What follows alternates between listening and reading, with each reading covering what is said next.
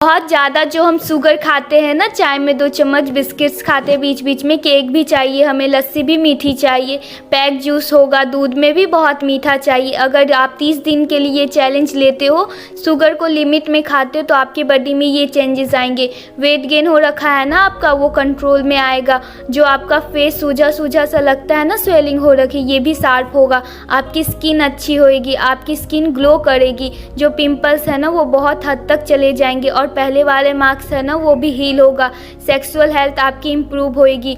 जो आपकी पूरी बॉडी है ना वो अपने आप को रिपेयर करेगी। जो इम्यूनिटी है आपकी, जो बीमार पड़ जाते हो इतनी जल्दी, वो कम पड़ोगे। आपकी हार्ट हेल्थ अच्छी रहेगी, आपकी लीवर हेल्थ अच्छी रहेगी, आपकी ओरल हेल्थ अच्छी रहेगी।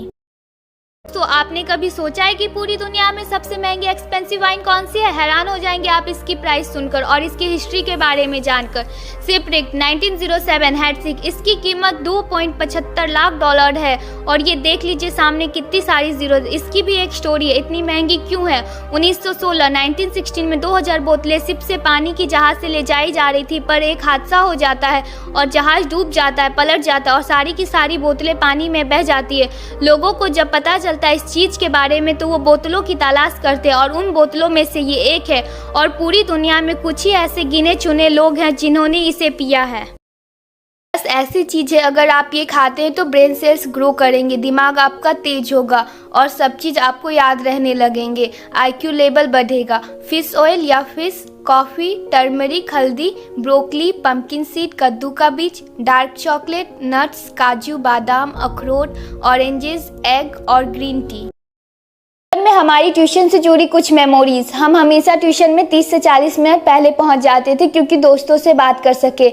हमने अपनी ज़िंदगी में कभी ना कभी ट्यूशन बंक किया है और बहुत दूर तक पैदल चला अपने दोस्तों के साथ।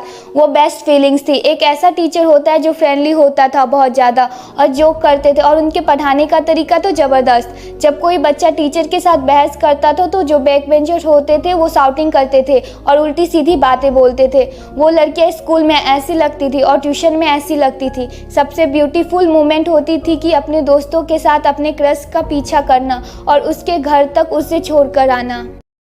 कुछ वजह होती है जिनकी वजह से लोग रात को लेट सोते, वो दिन में ही सोकर अपनी नींद पूरी कर लेते हैं।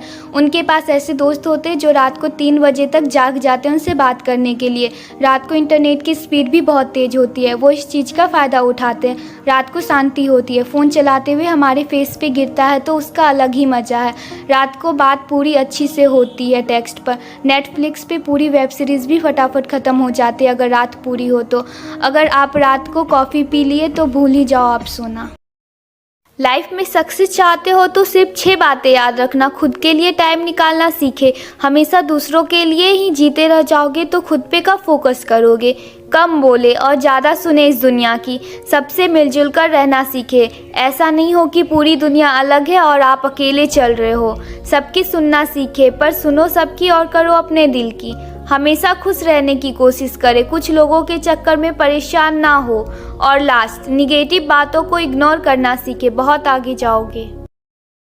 कुछ ऐसी चीज़ें हैं जिन पे हम भारतीयों को गिल्ट फील होता है। मैगी खाने के बाद अपनी जीभ से प्लेट को चाटना, जैसे बर्तन साफ करने वाला जूना होता है। ऑनलाइन एग्ज़ाम के टाइम पे फ़ोन का इस्तेमाल करना, क्या करें यार फेल हो जाएंगे वरना। ठंडा पानी पीने के बाद खाली बोतल को फ्रिज में रख देना। सब्जी वाले से लास्ट में धनिया और मिर्च मांगना फ्री में।